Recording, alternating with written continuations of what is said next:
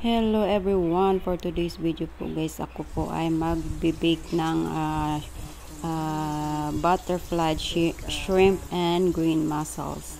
Ayan po guys, hiniwa ko na po yung aking shrimp. Ayan, at ang tawag nito po guys is cheesy big butterfly shrimp and mussels.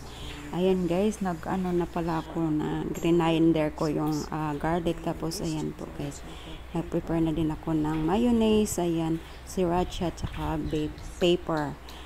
At tsaka yan guys, ilalagay ko na yung garlic dyan, ayan, yung ano ko, tsaka butter, ayan, at mix ko lang yan, ayan po, hanggang ma-mix lahat.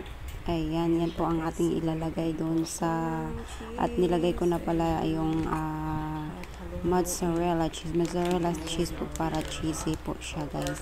Isang pack na cheese, ayan guys, na inubos ko lahat yung isang pack na cheese, ayan, at hinalo-halo ko yan guys, at mahalo lahat. Ayan, ganyan lang siya kasimple guys, gawin nyo ito din, masarap, sobrang sarap siya kasi super cheesy.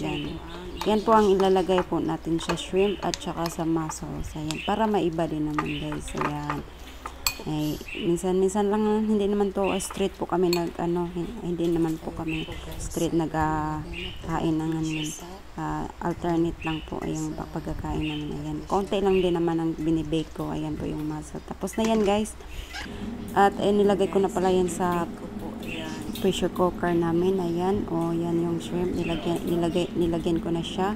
Ayan, at ready na yan na ilagay ko sa oven. Ayan po guys, diba, sarap yan guys, at pwede na kayong gumawa ng ganito. At ito na po yung aking finished product. Ayan, napakasarap nito guys. Ayan, subukan nyo din sa bahay at gusto nyong uulit na magawa ng ganito. Thank you for watching. Don't forget to subscribe, like, comment, and share.